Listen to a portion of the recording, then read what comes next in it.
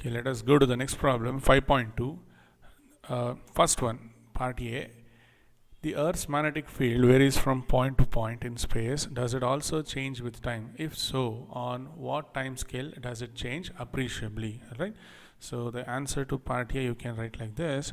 Now, as discussed at some point in the previous chapter, I told you the north magnetic pole and south magnetic pole of Earth, they are not constant. Okay, they are not constants. That means they are not fixed in a particular region. Okay, so they are always moving.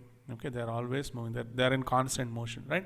Now you can notice that once in few, you can say it will take at least 100 years. Okay, around 100 years, you can see the change in the magnetic field can be seen. You can see appreciable changes in the magnetic field. Okay, change in magnetic field can be seen appreciably. Okay,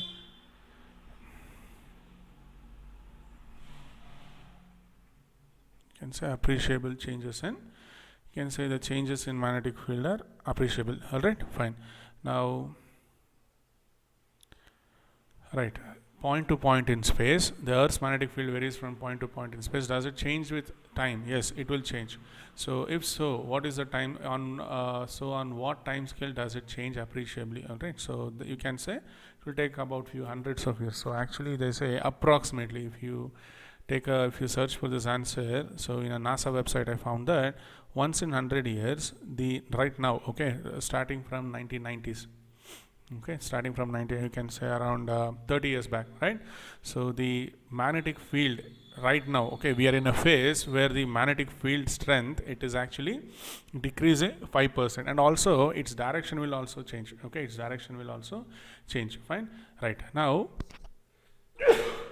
I have told you that once in you can say once in few years, or at least the Earth's north magnetic pole and south magnetic pole, so they will change they will change their places. That means the north magnetic pole will come here and south magnetic pole will go there, right? So then you can see the change in the pattern, right? The magnetic field pattern will get reversed. Okay, now that will happen. Okay, so that will happen you can say somewhere around 3 lakh years. Okay, it will take somewhere around 3 lakh years for that to happen. Okay, so roughly you can say somewhere in between 2 lakh years to 3 lakh years, you can say the poles will flip.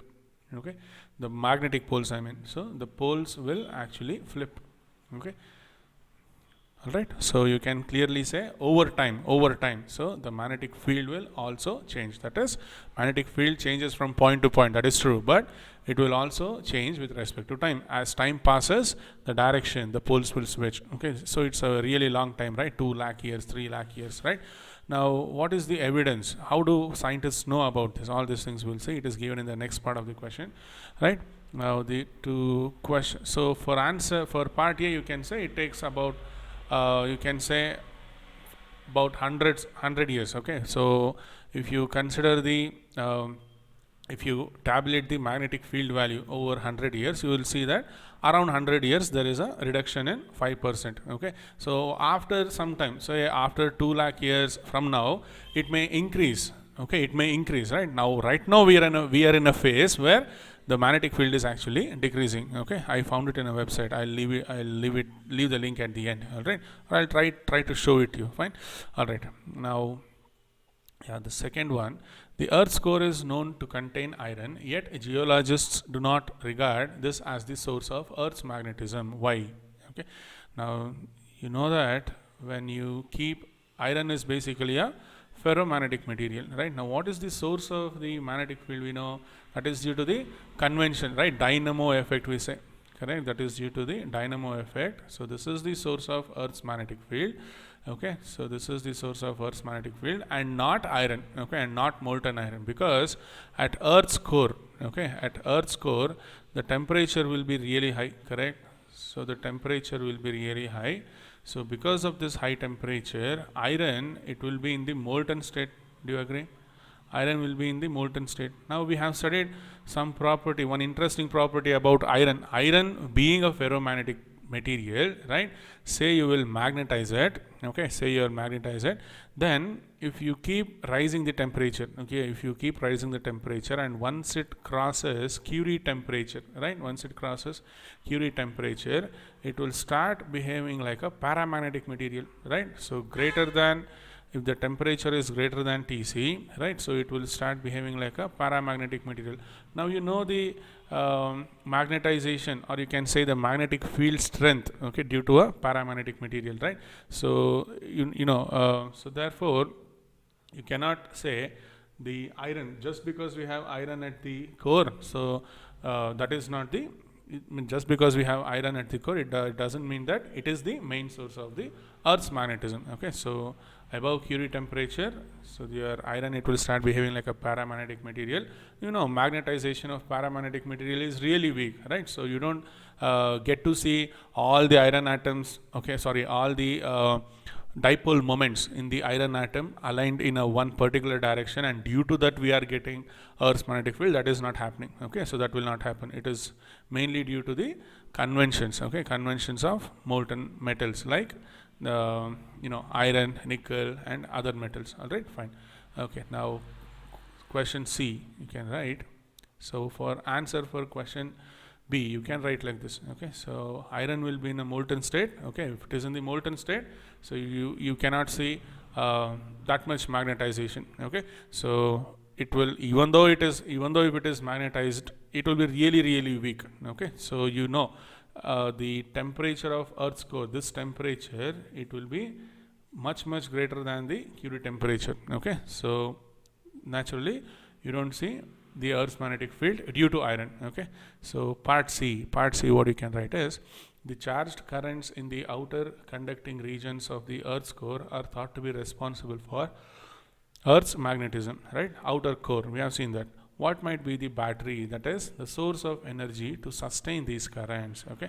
Now currents, as you all know, when you imagine, basically what we get in our mind when we say current is that a conductor through which electrons or charges are, basically electrons, right? Electrons are flowing if the ends of the conductor are connected to the battery, right? So this is what we get in our minds, right? But the basic definition of current is moving charges, right? Any charges which are moving, which are in motion, they constitute electric current, right? Now at the Earth's core, okay, at the Earth's core, what we have seen is that, I think you know this already. So usually when you see the formation of a star, okay, when you see the formation of the star, they'll say first hydrogen gas in free space, they will come together because of gravitational force, and the center, okay, and the center, because of the gravitational force, the center will experience more and more pressure, okay? The pressure will build up at the core of the mass, hydrogen mass, right? Now due to the pressure, okay, some temperature will increase and fusion reactions start taking place at the center. So hydrogen will start to fuse, okay, it will fuse to form helium, okay? And if you still observe very old stars, so the stars which are at the end of their life, okay, which are at the end stage of the life, right? So at the core of those stars, you will start seeing heavy elements. Helium will fuse to form some other heavy elements, right? So this you can basically call it as fusion reactions, okay? Fusion reactions doesn't always mean hydrogen will fuse to form helium. Helium will fuse to form some other heavier element, and that heavier element will fuse to form some other heavier element, like that, okay? Right. So same thing will happen even in our Earth's core also, right? So there is continuous fusion reaction, and because of which you can see some radioactivity, okay? Now in fusion reactions, so naturally the energy release will be high, okay? So this energy, whatever is released in the fusion of lighter elements to heavier elements, okay? So in that reaction, energy is being released. That energy is actually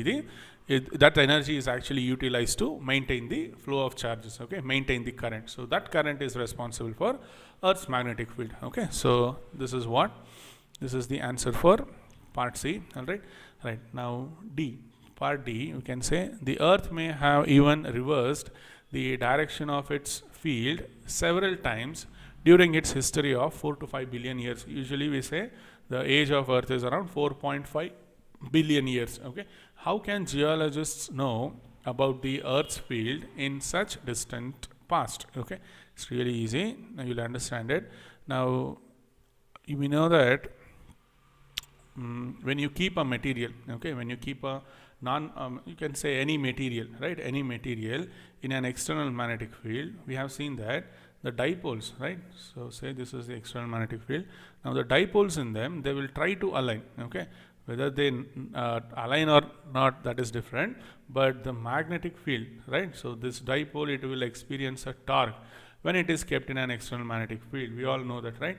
Now few of them, depending on the atomic nature, the atomic characteristics, few of the dipoles will align, now few of them will not align. Okay, now what they'll do is they'll take rock samples. Okay, in some rock samples, now you can say when a rock is kept this way, say this particular material, it got magnetized. Okay, say this particular material got magnetized, right?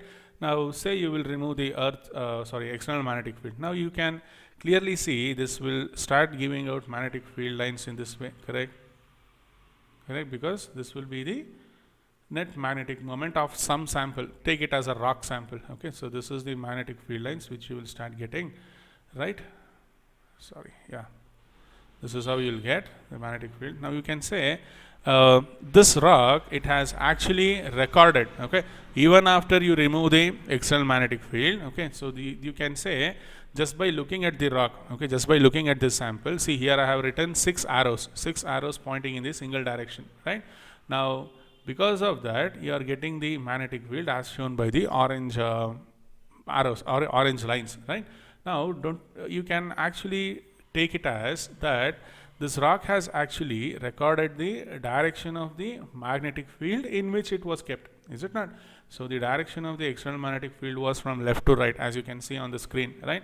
Now the direction of the magnetic field here in this region, okay, if you take a look at this region, okay, it will be also in the direction of the external magnetic field only, right? Right, at least near the north pole, you can take it as north pole and south pole, right? It will be in the direction of the external magnetic field, is it not? Fine. So you can say this rock has recorded the pattern of external magnetic field in which it was kept previously. Okay, so like that, fine. Now keeping this idea in mind, now what you can do is there are several rocks present, right? So you can, these geologists, what they'll do is they will try to find out the magnetic property of rocks. Okay, in some rocks you will see the net magnetic moment will be this way. Okay, right, in some rocks in some other place, okay, in some rocks in some other place you will find that the magnetic moment will be in some other way. So it will show you that the reason why magnetic dipoles have arranged this way is that because earlier there was some magnetic field in this direction, is it not? There was some magnetic field in this direction, correct? So what is this magnetic field is due to? It is due to the earth. Okay, so thereby by looking at the magnetic history of the rocks, okay, by looking at the magnetic history of the rocks, so they will be able to say the previous direction, that is the what would have been the direction of the magnetic field some you can say some thousands of years back, 10,000 years back, 1 lakh years back, like that. Okay, so you can plainly you can say the magnetic field, okay, it will be recorded weekly. Recorded means this magnetic what is that, arrangement of the dipoles in the rock. Okay, so that will tell you the direction of the external magnetic field when you can say in the previous time. Okay, so this direction of the dipoles in the rock, it will tell you in what direction was the external magnetic field before. Now say these rocks which were in the form of lava, okay, so when they were in the form of lava, so the magnetic dipoles got arranged. Then once they cool down, okay, the magnetic moment is still in the same direction. Okay, the magnetic moment is still in the same direction, but after say some 1 lakh year or 2 lakh years, now the Earth's magnetic field is this way. Okay, Earth's magnetic field is this way. Now they will look at the magnetism of the sample and the direction of the Earth's magnetic field at that particular place. Okay, now if they see a difference, so naturally it's a simple guess to make that, okay, now previously, okay, now they can try to they have some other methods to find the age of the rock. Okay, then they will say, fine. Okay, so about say some 1 lakh years ago or 2 lakh years ago, magnetic field due to the Earth would have been this way. Okay, so like that. Fine. I hope you got the idea. All right. Fine. All right. Now let us look into the next one. Yeah, as I told you, for D, part D, you can also write.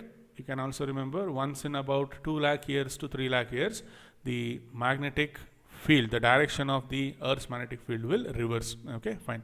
Right, now look at part E. The Earth's field departs from its dipole shape substantially at large distances greater than about 30,000 kilometers.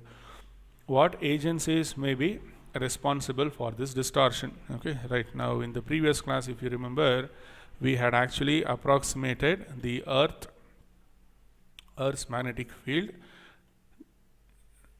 Okay, we had approximated the Earth's magnetic field considering there is a dipole at the center of the Earth, correct? So we took 2 points Q and P. Okay, so all those things we did, right? Now, you know, Earth's radius is around 6,400 kilometers, correct? Right, the average radius. Now, you will see that the magnetic field pattern, okay, the magnetic field pattern, it will take the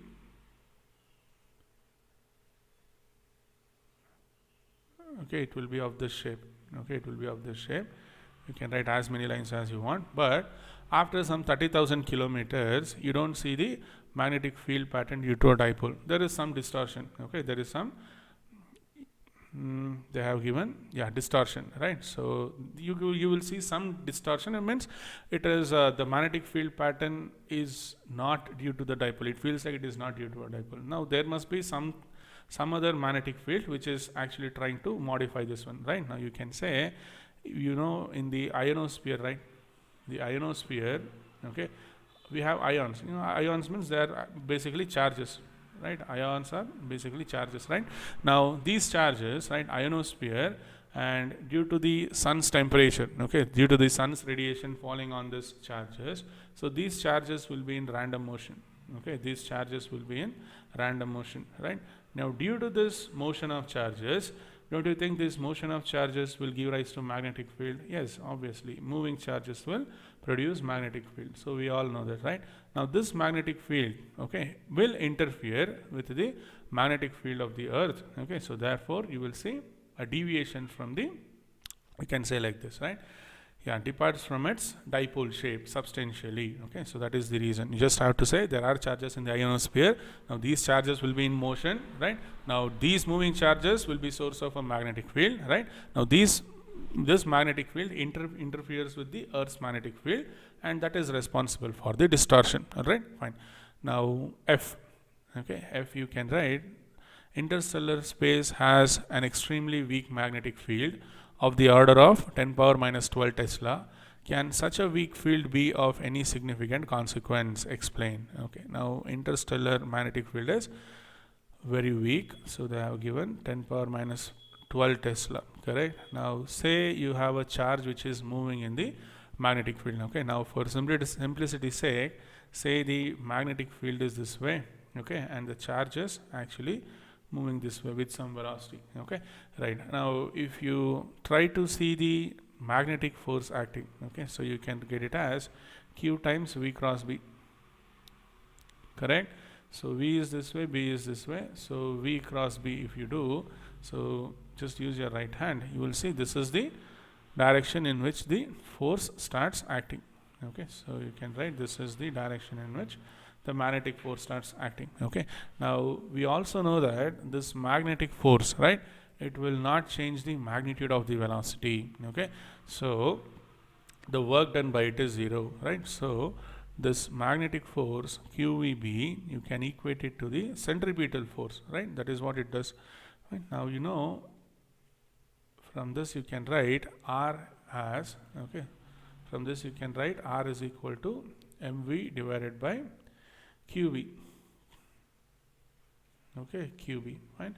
Now if magnetic field is really less, okay, if magnetic field is less, so naturally the radius will be more. Okay, the radius will be more.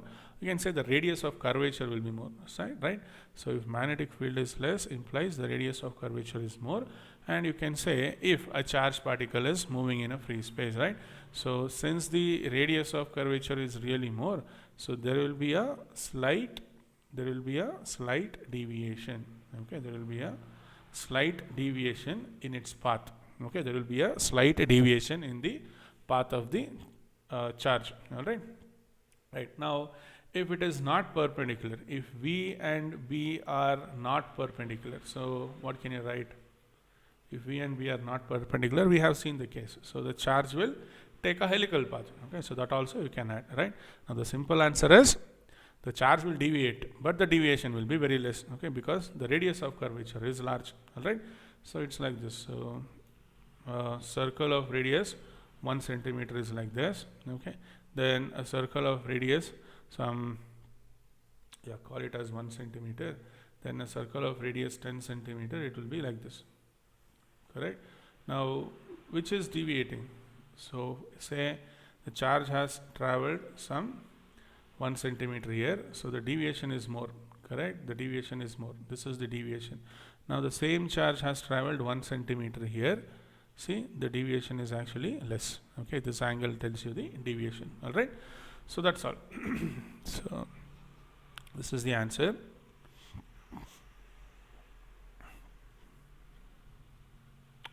Okay, we'll see in the next class. Yes, I wanted to show you this Earth's magnetic field and its changes in time. Okay, just search for this in Google. You can see this link. You can see this link. Okay, fine. And right, see here there are few things I wanted to tell you for which we have answered. See the last paragraph. Earth's magnetic field is weakening in strength by 5% every 100 years. It may be near zero in another few thousand years at this rate. Right? And here one more thing. So just don't try to go in detail here. All right. So there have been about 170 of these reversals. Okay, so you can say reversals means you are talking about the north pole and south pole. They will switch positions. Okay, right. 170 of these reversals during the last 76 million years according to geological evidence. Okay, fine. Now the time between reversals seems to be growing longer and is currently about 3 lakh years or so. Okay, fine. Now just go through this link, whatever is given here. Fine. Just search for this. Okay, search for this heading in Google. You will get to know. All right. Fine.